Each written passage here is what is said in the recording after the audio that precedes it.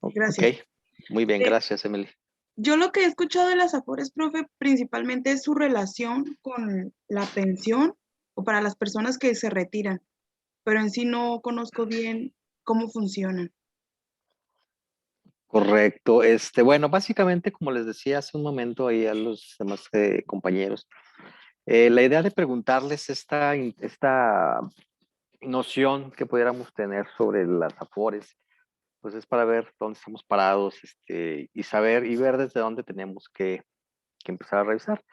Bueno, entonces, como dice ahí el texto, ¿quién me ayuda a leer? A ver, Gretzel, ayúdame a leer, por favor.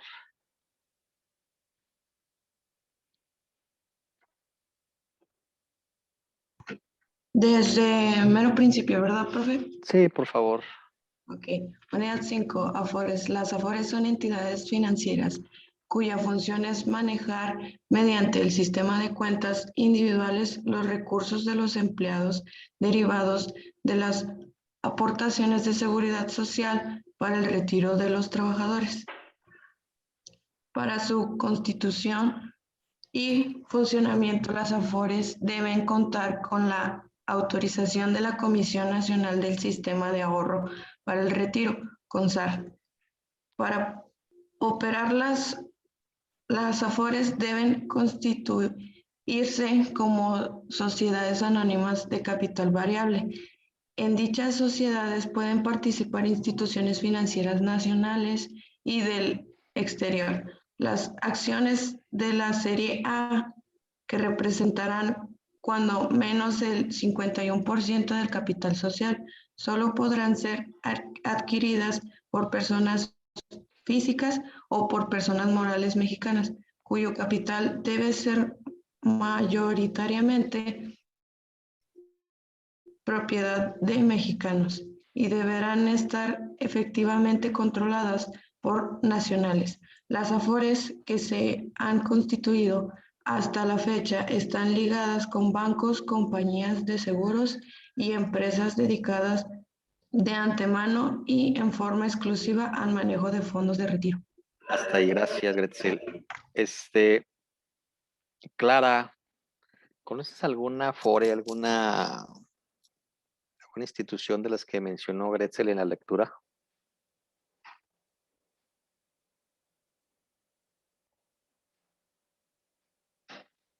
Clara, ajá. Bueno, he escuchado que eso lo manejan como, por ejemplo, en Coppel. Bueno, me han hecho preguntas así como de eso, no sé si. Ok, Coppel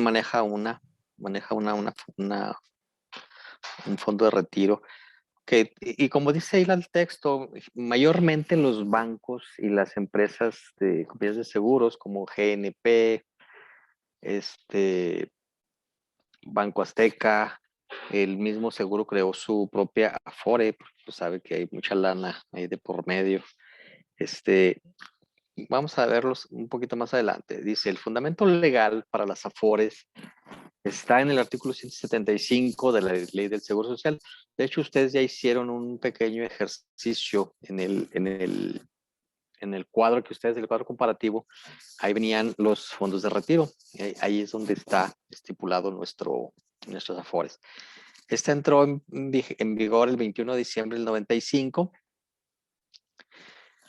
y a partir del 1 de ese año entró en curso y está fundamentado la creación de las Afores. Bueno, lo que ya nos leyó hace rato Gretzel. Aquí viene todo el fundamento legal de las Afores, ley del Seguro Social, el sistema de ahorro por el retiro, los reglamentos de la ley de sistemas para el retiro y una serie de circulares emitidas por la CONSAR.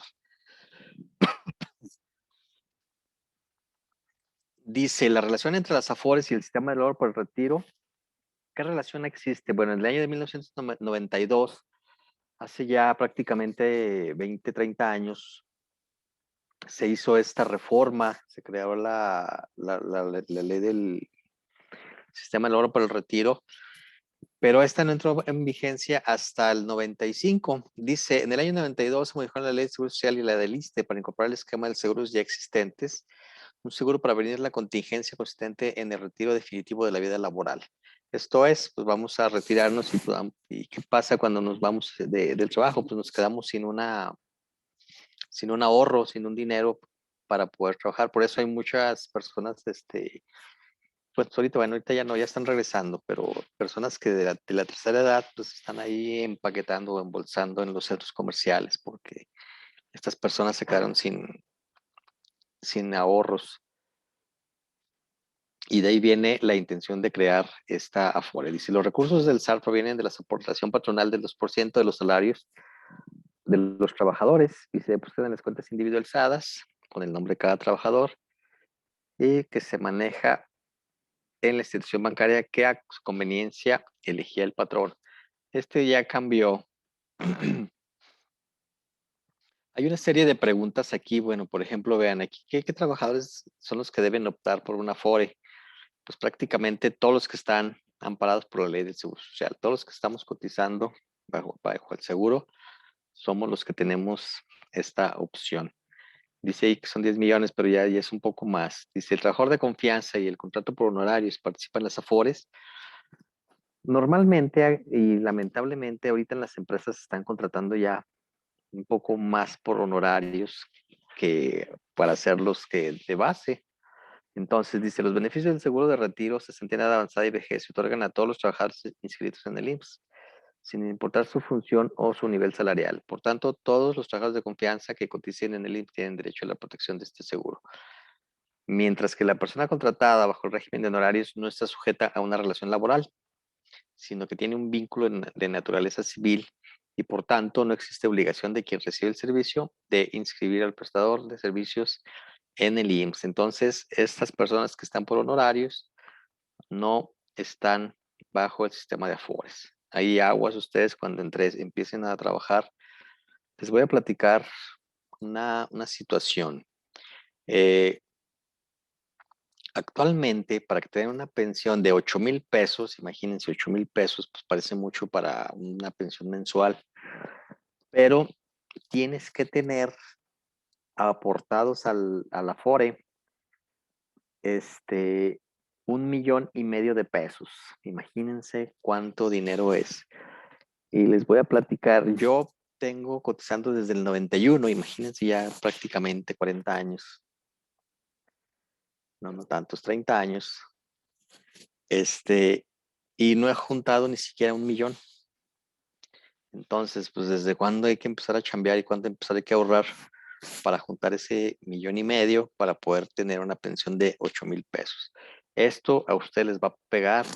Les digo, a mí me va a tocar. Hay dos leyes para la aplicación de las Afores, de la pensión. Ley del 73, que es a la que yo estoy sujeto, y ley del 97. ¿Cuál es la diferencia? Ahorita es más, me van a hacer un trabajo. Los que estamos sujetos a ley 73, vamos a recibir el promedio de los últimos 5 años que cotizamos ante el seguro. Entonces, yo me tengo que preocupar cuando tenga los 55 años, voy a empezar a preocuparme por cotizar alto, ya sea a través de aportaciones voluntarias, a través de la modalidad 40, que es una modalidad que vamos a estudiar, para tener una pensión alta. Entonces, ustedes, ley del 97 en adelante, está a lo que tengan ahorrado en su fondo de retiro. Entonces, si ustedes metieron 1,500,000 de pesos, pues sí van a tener sus 8,000 pesotes mensuales. Con 8,000 pesotes, pues no creo que sea mucho dinero para una pensión. Entonces, esto es lo interesante de este tema. ¿Ustedes qué tienen que hacer para poder tener una pensión digna? Ahora sí que cabe esa palabra. Ya ven que López Obrador le da sus 3,000 pesotes a las personas de la tercera edad y que es muchísimo para ellos, les ayuda mucho, es muy bueno. Eso sí lo reconozco de este señor, de este gobierno, ¿verdad? Ese tipo de ayudas a las personas de la tercera edad que lamentablemente ya no están en capacidad de trabajar. Dice, ¿puede el trabajador elegir 2 Afores o más? Y la respuesta es no. El trabajador no puede solicitar que los recursos de desahorro productivo se dividan para ser manejados por 2 o más Afores. Esto es solamente una Afore tiene derecho o tiene, por la designación de ustedes, tiene derecho a administrar sus fondos de pensiones. ¿Quiénes aportan el dinero que se administra en las Afores? Pues de acuerdo al artículo 159 de la Ley de Seguridad Social, por cada trabajador se abrirá una cuenta individual. Y esta se compone de 3 subcuentas y las aportaciones mismas se dan como sigue. Primero, la subcuenta de cesantía en edad bajada y vejez. Está integrada por la cuota patronal del ramo del retiro, 2% del salario base de cotización, y la cuota tripartita que corresponde a los ramos de cesantía en edad avanzada y vejez. Ahí está más o menos cómo está constituida. La subcuenta de vivienda, que se integra por el 5% de la aportación, y esta está fundamentada en el artículo 136 de la Ley Federal del Trabajo, y tiene por obligación de ser los patrones al Fondo Nacional de la Vivienda. Y esta aportación se integra directamente a ese fondo. Si ustedes no ejercen su crédito de Infonavit, entonces cuando ya estén en su edad de retiro, ese fondo, ese recurso se les va a regresar. Si lo ejercieron, pero terminaron su crédito, el caso de muchos de los que estamos, ya lo ejercimos, pero yo ya terminé de pagar mi casa. Entonces, todo lo que he aportado a partir de que terminé mi crédito de Infonavit, se está yendo a esta subcuenta de vivienda, y este recurso me lo van a regresar cuando yo ya esté cuando haga mis trámites de pensión. Y por último viene la subcuenta de aportaciones voluntarias, y esta es la que está integrada por las aportaciones que de manera individual realiza cada trabajador. Esta no es obligatoria. Y luego viene la cuenta concentradora. La cuenta concentradora es a donde se van todas las personas que no eligen Afore. Por ejemplo, ustedes que van a empezar a trabajar, pues luego los van a buscar de los bancos, ya sea de Bancomer, del Citibank o de yo no sé de cuál, los van a buscar para que todos sus recursos sean administrados. Y posteriormente, si un trabajador escoge una Afore, ¿puede cambiarla más adelante? La respuesta es sí, el trabajador puede cambiar de Afore las veces que lo desee. Claro, les van a cobrar una comisión. Entonces, para que cuando tomen la decisión de su Afore, pues hagan la decisión correcta, ¿verdad? Y traten de hacer los cambios menores posibles. Busquen cuál es la de mayor rendimiento. Busquen también cuál es la de menor comisión. De hecho, esta es una reforma que quiere hacer el gobierno. Quiere bajar las comisiones porque sí son muy, muy caras las cuotas que cobran por manejar las Afores. Entonces, el trabajador puede cambiar de Afore en cualquier tiempo, cuando la administradora modifique el régimen de inversión o de comisiones, o cuando la propia administradora entre en estado de disolución. Entonces, ahí está, podemos cambiar de Afore las veces que nosotros queramos. ¿Qué sucede con el ahorro del trabajador cuando cambia de empleo? Pues la cuenta que maneja la Afore que eligió el trabajador continuará intacta y generando intereses. De hecho, no sé si se acuerdan que hace unos meses, durante el año pasado, López Obrador desapareció todos los fondos, y ahorita pues estamos en riesgo de que desaparezca el fondo de retiro y los maneje el gobierno de manera personal. Imagínense todo nuestro dinero que hemos ahorrado, se lo roba el gobierno para seguir dándole su pensión a los ninis. Pues es muy triste. Imagínense a sus papás que pues están aportando a su Afore. Llega este tipo loco y les quita sus ahorros. Pues imagínense, yo que estoy ya a punto de empezar a ver este tema, pues sí me preocupa y pues nos debe preocupar a todos. No es porque este señor quiera ayudar a México, quiere beneficiarse a él solo. Dice, la cuenta que maneja la Afore que eligió el trabajador continuará intacta y generando intereses. El ahorro no se pierde, pero tampoco se puede disponer de él con motivo del cambio de empleo. En otras palabras, no se trata de un retiro de empleo, sino de un retiro de la vida laboral. Ahora bien, el patrón tiene la obligación de solicitar a los trabajadores de nuevo ingreso, su número de seguridad social y el nombre de la Afore que opere su cuenta individual. Aquí está lo que les decía. Esto con la finalidad de que esa cuenta continúe haciendo los depósitos correspondientes al seguro de retiro. Dice, ¿qué se puede hacer si el patrón pretende obligar a los trabajadores a afiliarse a una Afore determinada? Por supuesto que el trabajador debe negarse a esta pretensión. puede acudir en forma directa a inscribirse en la Afore de su preferencia. En todo caso, personalmente o a través del sindicato pueden poner el hecho de su conocimiento de la CONSAR, que es la instancia de control y sanción de este tipo de administradoras. ¿Cómo puede cerciorarse el trabajador que efectivamente están haciendo los depósitos en su favor? Entonces, esto nos preocupa también. Bueno, pues yo como me aseguro de que mi Afore está recibiendo mi dinero. ¿Cómo estoy seguro de que voy acumulando mis recursos? Dice, el patrón está obligado a entregar al trabajador, en su caso el sindicato, una relación de las aportaciones que efectúa. Por su parte, la Afore tiene la opción de expedir a los empleados de manera gratuita y al menos una vez al año los estados de cuenta correspondientes. Esto ya lo podemos solicitar a través de internet. Ahí podemos ir revisando cómo está el estatus de nuestro fondo de retiro para nuestra pensión. Dice, las Afores van a cobrar por tener el dinero de los trabajadores. La respuesta es, dice, no hay que perder de vista que el manejo de los fondos del ahorro para el retiro desde la óptica de los inversionistas o accionistas es tan solo un negocio más. En consecuencia, las Afores van a cobrar comisiones, como cualquier entidad financiera, por manejar el dinero de los demás, ya que, como es evidente, este manejo de recursos genera costos y gastos. Entonces, las Afores sí van a cobrar por manejar nuestros recursos. Dice, está previsto que las Afores puedan cobrar comisiones por conceptos siguientes: administración de la cuenta individual, expedición de estados de cuenta adicionales, consultas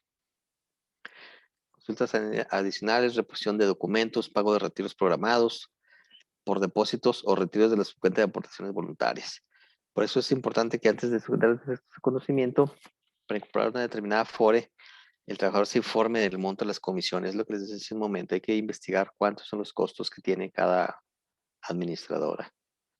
Existe el riesgo de que se pierdan los ahorros para el retiro. Dice, cada una de las Afores va a crear sociedades de inversión especializadas en fondos para el retiro, que son las CIEFORES, por medio de las cuales se van a invertir los recursos de los trabajadores. Al inicio del sistema, bueno, fíjense que a mí me pasó mi fondo de retiro allá por el 2008, algo así. Me desaparecieron 45,000 pesos. ¿Por qué? Porque estas administradoras hicieron una inversión y perdieron y nos atascaron a cada uno un importe muy fuerte. En el caso mío fueron 45,000 pesos, pues imagínense cuánto dinero es. Y posteriormente, hace poco, hace unos 5 años, pasó de nuevo y fueron 20,000 pesos. Entonces, pues nos están haciendo perder dinero derivado de esto, de que van a invertir los recursos de los trabajadores. Al inicio del sistema, cada Afore tendrá solamente una CIEFORE, pero con el paso del tiempo irán creando más, con la finalidad de que el trabajador pueda contar con opciones para elegir la forma en que quieren ser invertidos sus recursos. Lo que se pretende es que en términos generales estos recursos conserven su poder adquisitivo, pero además vaya generando rendimientos más elevados posibles. Sin embargo, como es natural, los instrumentos que necesitan rendimiento fijo dan menor ganancia y como los instrumentos de renta variable. Esto es cómo se administran, o sea, ¿qué hacen con nuestro dinero? Pues los invierten, ¿verdad? Y si es posible que una o dos Afores capten la mayoría de este tipo de recursos, bueno, pues aquí el monopolio va. Es obligación de la CONSAR velar porque el sistema de ahorro y retiro se dé en condiciones de competencia y equidad, precisamente para mantener un equilibrio adecuado y evitar prácticas monopólicas. Se ha determinado que ninguna Afore pueda tener más del 20% de su participación en el mercado global de fondos, si este porcentaje se ha reducido al 17%. Entonces,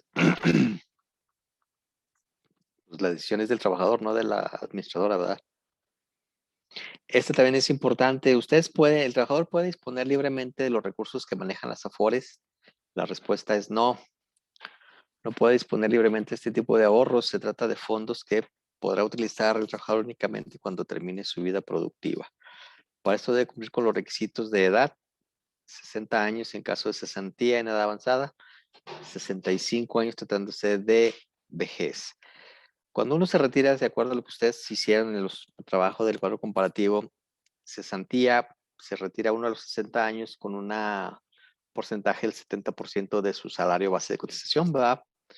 Cuando nos retiramos a los 65 años, lo que es la llamada vejez, nos vamos con el 100% de nuestro salario base elevado al mes, ¿verdad? Y con el número de cotizaciones que pide el IMSS, esto es lo que les decía hace rato, la diferencia entre ley 73 y ley 95. Actualmente el seguro pide 100,250 cotizaciones semanales, esto es aproximadamente 24 años, aportando, ¿verdad? No nada más trabajando, es aportando al seguro, dice 24 años de trabajar y de cotizar, no nada más es trabajar. Dice que se establece para el seguro de vejez y centenidad avanzada. Por excepción, el trabajador y en su caso, sus beneficiarios podrán disponer anticipadamente de estos recursos en casos específicos como son la invalidez permanente, la muerte y el desempleo y la ayuda para gastos de matrimonio. Entonces, ahí está cuando ustedes podrán pedir sus recursos. Cuando ahorita se está dando el caso del desempleo, muchos trabajadores están quedando o que se quedaron sin trabajo, pues pueden hacer un retiro de su fondo de ahorro. Este fondo de ahorro que les prestan, pues lo van a tener que trabajarlo más adelante, o sea, está basado en semanas cotizadas. Si aquí me dice, si yo tengo que trabajar 1,250 semanas, pues esto estamos hablando de 24 años, pues cuántos años hay que trabajar más para reponer ese préstamo. Entonces, pues lo más sano es no tocarlo. Ayuda para gastos de matrimonio, también ahí les dan una ayuda de este fondo. Que les digo, lo más sano es no tocar ese recurso para que cuando se retiren, pues tengan mayor cantidad ahorrado y mayor cantidad que les van a remunerar. Dice, en qué forma va a poder disfrutar el trabajador de su ahorro en el momento de su retiro? Dice, pues el trabajador que cumpla con la edad para pensionarse por vejez o cesantía, pero que no alcance el número de cotizaciones. Este es el caso de muchos trabajadores. Ya cumplieron la edad, pero no las cotizaciones que pide, las 1,250. En el caso mío, la ley 73 son 500 semanas. Bueno, ¿qué pasa con este caso?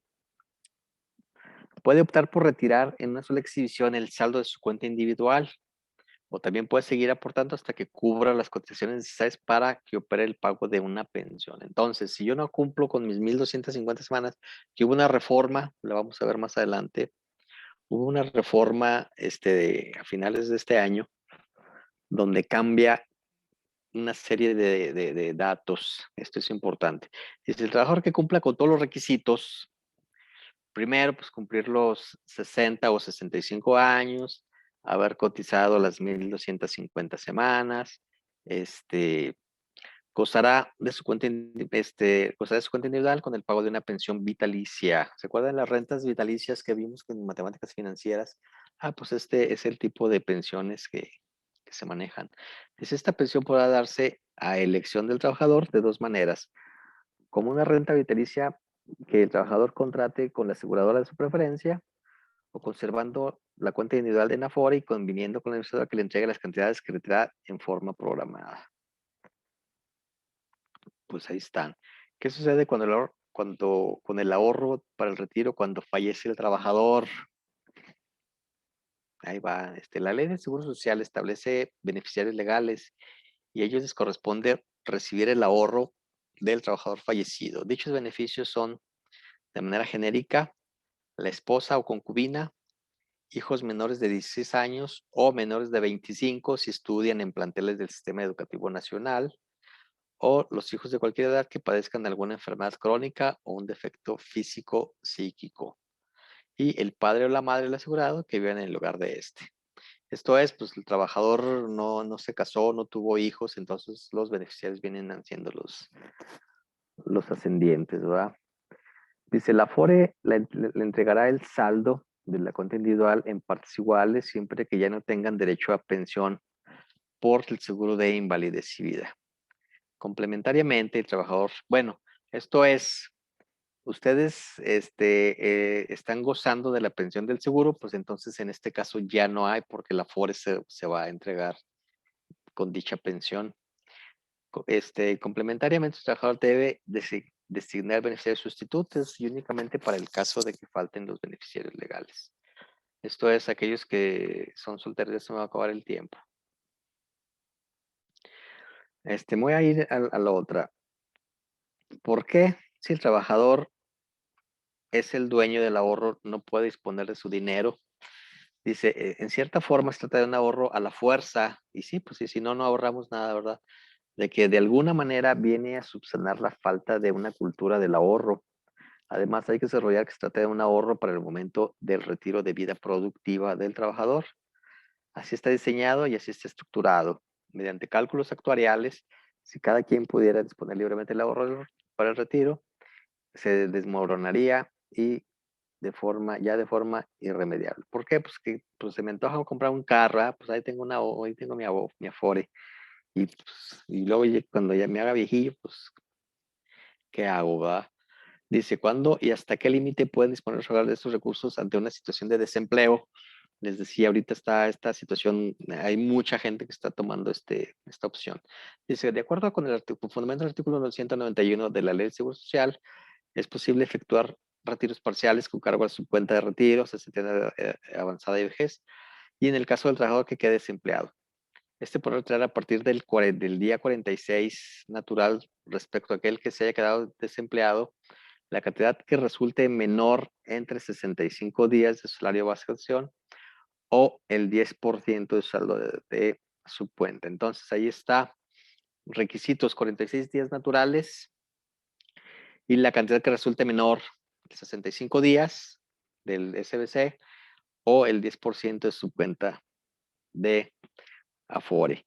Y este derecho solo podrá ejercerse si no se ha efectuado retiros durante los 5 años inmediatos anteriores. Entonces, solamente en un periodo de 5 años podemos hacer esta opción. Si yo lo opto el día de hoy por mi retiro, retirar ese recurso, pues me tengo que esperar 5 años para volverlo a aplicar.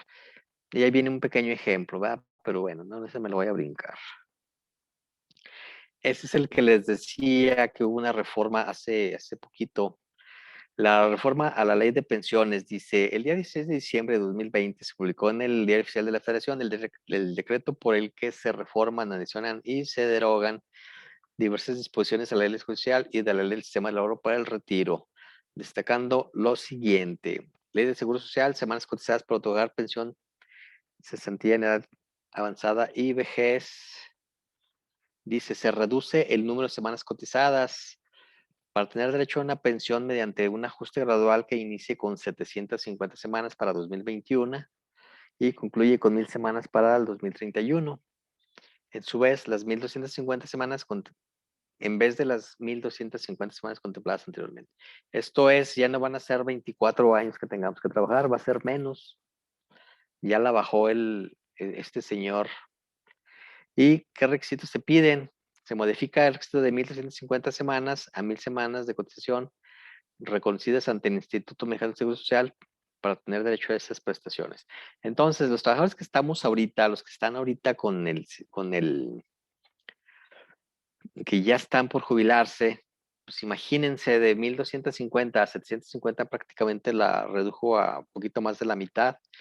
Entonces, pues les facilita a ellos poder pensionarse para 2021 y esto va a ir aumentando de manera gradual hasta concluir con las 1000 semanas que dice ahí.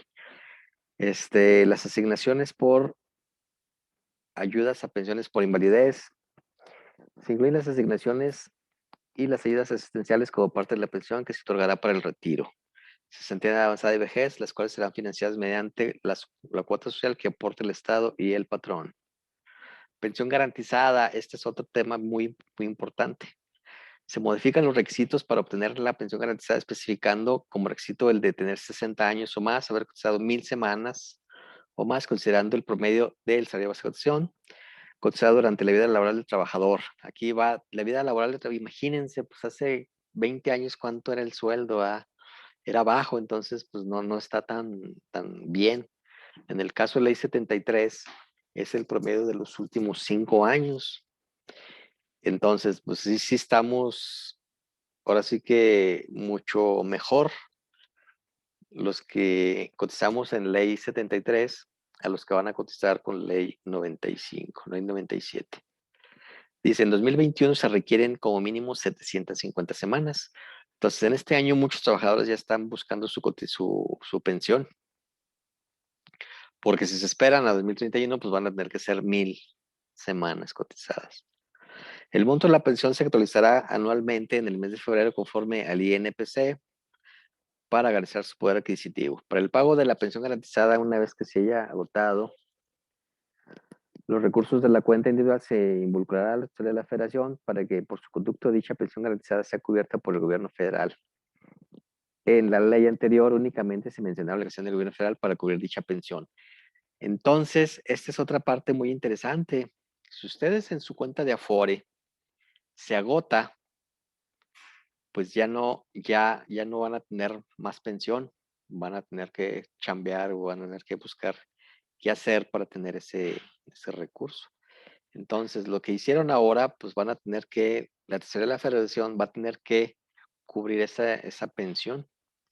Y luego dice, renta vitalicia para la pensión. El pago de la renta vitalicia a los beneficiarios en caso de muerte del trabajador será por conducto de la Tesorería de la Federación, toda vez que el gobierno federal es quien deberá aportar los recursos que se requieren para su pago. La designación de beneficiarios. Bueno, aquí está toda la... me quedan 3 minutillos. Aquí están una serie de datos que me dice las pensiones anticipadas. El asegurado podrá pensionarse antes de cumplir la edad establecida en las ramas de cesantía avanzada y vejez, siempre y cuando la pensión que se determine para renta sea superior a más del 30% respecto a la pensión garantizada. Y una vez cubierta la prima del seguro de sobrevivencia para sus beneficiarios. La ayuda, les decía hace rato, la ayuda para gastos de matrimonio. Se modifica la medida para determinar la ayuda para gastos de matrimonio, por lo que ahora serán 30 UMAS. Antes eran 30 salarios mínimos, imagínense 141 pesos o 148 pesos de salario mínimo, a 89 pesos la UMA, pues sí, le bajaron a la mitad prácticamente, ¿va? Entonces, pues sí se están viendo beneficiados, bueno, perjudicados o más bien beneficiados el gobierno. Aquí está cómo van a actualizarse las cuotas. En 2021 y 2022 los patrones continuarán cubriendo la cuota patronal. ¿Se acuerda que la cuota patronal era del 3.15? Este se va a incrementar para el 2023 del 3.15 sobre trabajos que ganen un salario mínimo y hasta un máximo del 4.241. Entonces va a cambiar este porcentaje y va a ir subiendo de manera gradual. Va a ir subiendo de manera gradual la aportación que hace el patrón. La aportación, por eso rápido salieron los patrones. Uno de los que salieron rápido fue el dueño de TV Azteca. Él se respingó, dice, bueno, pues ¿por qué yo tengo que pagar? Mejor que el trabajador ahorre. Sí, pues con los salarios de miseria que pagan, vamos a ahorrar. Dice, en 2023, ya lo comenté, de 2024 a 2029 la cuota patronal será del 3.15 sobre el trabajador que gana un salario mínimo y hasta un máximo del 5.33. 7.51 y por cada año subsecuente sobre trabajadores cuyo salario base de cotización sea de 4 veces la UMA. Para 2030 ya establecieron una tabla, menos de un minuto. Y bueno, aquí está, ya no me voy a cortar. Ahí está, les voy a poner un pequeño examen de estos datos. Hoy hay muy poquitos, ¿qué onda? ¿Dónde están los demás? Hoy nada más son 11. ¿Quién faltó?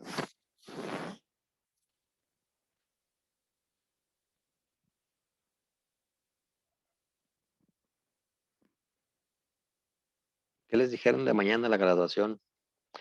Les iba a preguntar, ya se me va a acabar, pero bueno. ¿Cómo van con su situación de los créditos complementarios? Ayer me mandaron un montón para firmar. ¿Y cómo van con su servicio? ¿Ya empezaron los trámites?